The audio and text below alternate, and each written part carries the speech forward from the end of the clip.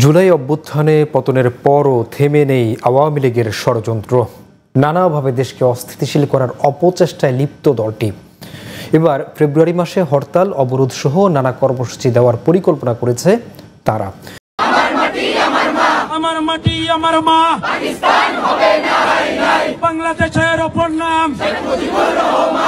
জানিয়ে দিব সর্বশেষ বাংলা সংবাদ। শুরুতেই শিরোনাম। অন্তর্বর্তীকালীন সরকার ক্ষমতায় বসার পরে কাজের বুয়ারা আন্দোলনে নামে, রিক্সা শ্রমিক আন্দোলনে নামে, ওই কাগজ টোকাইনারাও আন্দোলনে নামে। সাক্ষাৎকারে ইউনূসের উদ্দেশ্যে সাবেক এই মন্ত্রী বলেন, মোহাম্মদ ইউনূস চেয়ারে বসার কোনো অধিকার নেই, তিনি কোনো নেতা নন। আওয়ামী লীগ এবার আন্দোলন নিয়ে আসছে। আওয়ামী লীগ আন্দোলনের ঘোষণা দিয়েছে, তেমনটাই ব্রেকিং নিউজের মতো খবর জানিয়েছেন আওয়ামী লীগের একজন যুগ্ম সাধারণ সম্পাদক। মিজানুর রহমান আজহারি ওই মালয়েশিয়া থেকে 4 বছর পরে নির্বাসিত অবস্থা বা স্বদেশে প্রত্যাবর্তন করিয়া ওই শহীদ আবু সাঈদের বাসাত গেছে।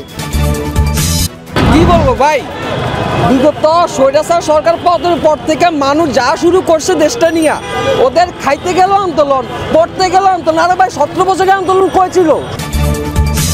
আসলে তারা কি আমাদের এই বোনকে বাংলাদেশে ভেবে দর্শন করেছে?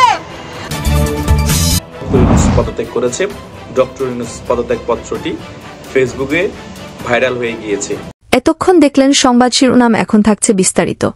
এদিকে অন্তর্বর্তীকালীন সরকার ডক্টর মোহাম্মদ ইউনূস দেশে ক্ষমতায় বসার পরেই দেশের বিভিন্ন শ্রেণীর মানুষ আন্দোলনে নামার সাহস পেয়েছে। এছাড়াও প্রতিদিন কোনো না কোনো ভাবেই আন্দোলন চলমান রয়েছে, যা দেখে ক্ষিপ্ত সাধারণ আমজনতা। কি হতে যাচ্ছে দেশে? এগুলো একটার পর একটা আন্দোলন, একটার পর একটা আন্দোলন চলছেই তো চলছেই। নতুন করে আবার এক কোটা সংস্কার আন্দোলন সামনে আসতে যাচ্ছে। সেই সাথে ফেব্রুয়ারিতে সরকার পতনের আন্দোলনের ঘোষণা দিল আওয়ামী লীগ, যা এখন সোশ্যাল মিডিয়ায় ভাইরাল। জাতির পিতার ছবি নিয়ে অপমান করেছে, এত সাহস কোথা থেকে পায় আমি জিজ্ঞাসা করি। এমন বাস্তবতায় আগামী ফেব্রুয়ারিতে দেশব্যাপী হরতাল, অবরোধ সহ নানা কর্মসূচি পালনের চিন্তা করছে দলটি। অন্যদিকে আবার মিজানুর রহমান আজহারি মালয়েশিয়া থেকে এসে আবু সাঈদের বাসায় গিয়েছে, কিন্তু রিকশা চালকদের সাথে সাক্ষাৎকার করেননি। এই নিয়ে বিস্ফোরক মন্তব্য করেন এই রিকশা চালক। মিজানুর রহমান আজহারি ওই মালয়েশিয়া থেকে 4 বছর পরে নির্বাসিত অবস্থা বা স্বদেশে প্রত্যাবর্তন করিয়া ওই শহীদ আবু সাঈদের বাসাত গেছে, কিন্তু আজ পর্যন্ত যে রিকশা চালক শহীদ হয়েছে এই ব্যাপারে কোনো কথাই বলে না। ওই মামুনুল হক সাহেবও কিন্তু ওখানেই গেছে। এদিকে আবার রাস্তা বন্ধ করে আন্দোলন করায় ক্ষেপে গেলেন বাইকাররা। কি বলবো ভাই, বিগত স্বৈরাচার সরকার পতনের পর থেকে মানুষ যা শুরু করছে দেশটা নিয়ে, ওদের খাইতে গেল আন্দোলন, পড়তে গেল আন্দোলন। আরে ভাই 17 বছরের আন্দোলন করেছিল। 17 বছর তারা করেছিল। 17 বছর আমরা রাস্তা ছিলাম, তারা করেছিল। 17 বছর আমরা রাত্রে ঘরে ঘুমাইতে পারি নাই, তারা করেছিল। তারা ছিল তখন রাস্তায়, এখন কি করে তারা রাস্তায়?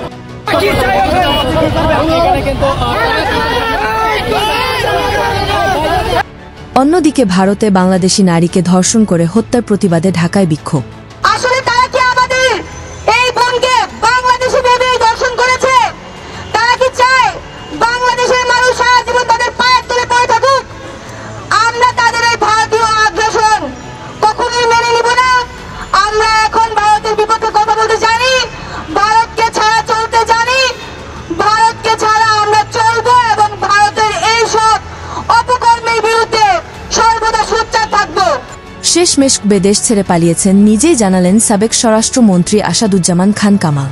বাংলাদেশে একটি অদ্ভুত উদাহরণ রয়েছে। ইউনূসের উচিত পদত্যাগ করা এবং আওয়ামী লীগ সহ সকল রাজনৈতিক দলকে নির্বাচনে লড়াই করার সুযোগ দিয়ে গণতন্ত্র পুনরুদ্ধার করতে দেয়া, এটাই একমাত্র উপায়। এবং তিনি বর্তমান সরকার ডক্টর মোহাম্মদ ইউনূসকে নিয়ে করা হুঁশিয়ারি দিয়ে একটি ফেসবুক পোস্ট দিয়ে বর্তমান নতুন করে আলোচনার জন্ম দিয়েছে। সাক্ষাৎকারটি সামাজিক যোগাযোগ মাধ্যম ফেসবুকে শেয়ার করেছেন প্রধান উপদেষ্টার প্রেস সচিব শফিকুল আলম। সাক্ষাৎকারে ইউনূসের উদ্দেশ্যে সাবেক এই মন্ত্রী বলেন, মোহাম্মদ ইউনূস চেয়ারে বসার কোনো অধিকার নেই, তিনি কোনো নেতা নন। আসসালামু আলাইকুম, আমার চ্যানেল আপনাদের সকলকে স্বাগতম। ইদানিং বিভিন্ন নিউজ এবং ফেসবুক, ইউটিউব বিভিন্ন জায়গায় দেখতে পাচ্ছি ডক্টর ইউনূস পদত্যাগ করেছে। ডক্টর ইউনূস পদত্যাগ পত্রটি ফেসবুকে ভাইরাল হয়ে গিয়েছে। এখন আমার কথা হচ্ছে, এটা কি আদৌ সত্য নাকি মিথ্যা এখনো যাচাই করা যায়নি।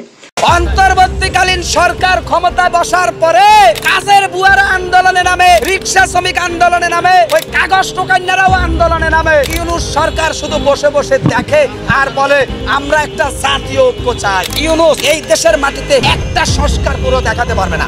ভিডিওটি দেখার পর আপনার মূল্যবান মতামত আমাদেরকে কমেন্ট করে জানিয়ে দিতে পারেন।